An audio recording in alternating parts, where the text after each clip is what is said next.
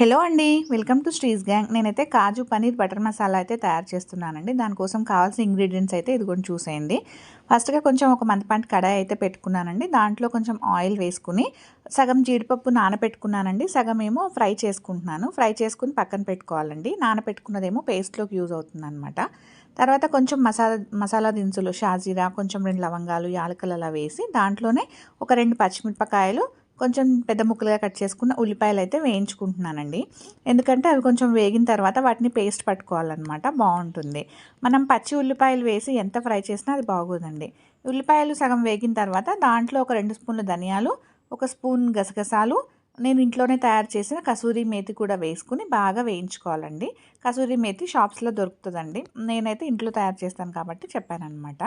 ఇవి వేగడానికి ఒక 15 మినిట్స్ అయితే పడుతుందండి. మనం కొంచెం మీడియం ఫ్లేమ్లో పెట్టుకునే వేయించుకోవాలన్నమాట. ఇవన్నీ వేగిన తర్వాత చల్లారిన తర్వాత మనం మిక్సీకి అయితే పేస్ట్ పట్టుకోవాలండి. ఇక ఆ ఆయిల్లో ఉన్న గసగసాలు అవన్నీ కూడా మనం ఒకసారి ఫిల్టర్ చేసుకుంటే ఆయిల్ అయితే పక్కన పెట్టుకోవచ్చు.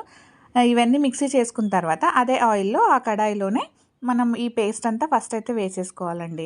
ఈ పేస్ట్లోనే కొంచెం మనం అల్లం వెల్లుల్లి పేస్ట్ కూడా వేసుకోవాలన్నమాట.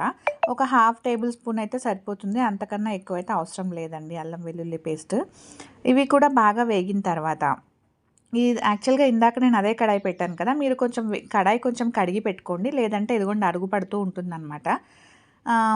ఈ అల్లం వెల్లుల్లి కొంచెం వేగిన తర్వాత ఉప్పు, పసుపు, కారం వేసుకుని వేయించుకోవాలండి. ఇక మనం మసాలాకి ఇందాక మనము గ్రైండింగ్ చేసుకున్నాం కదా, కాబట్టి మనం ఇప్పుడు వేరే మసాలాలు ఏం అవసరం లేదు. కొంచెం వేసుకోవాలంటే గరం మసాలా అనేది ఆప్షనల్ అండి.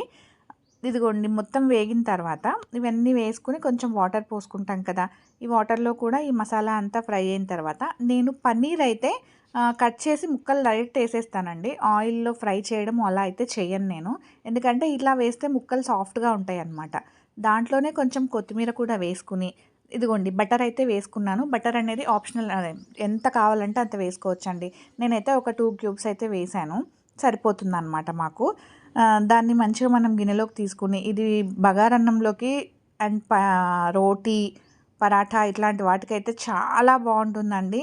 అసలు పిల్లలకు పెడుతూ ఉంటే తింటూనే ఉంటారు, ఒక 3-4 అయితే, అంత బాగుంటుందన్నమాట. ఇదిగోండి మా చిన్న పాప టేస్టింగ్ టైం వచ్చిందండి, తింటూ ఉంది. కానీ చాలా బాగుందండి నిజంగా. మీరు కూడా ఒకసారి ట్రై చేయండి, నచ్చితే లైక్ చేయండి. ఓకేనా? Thank you.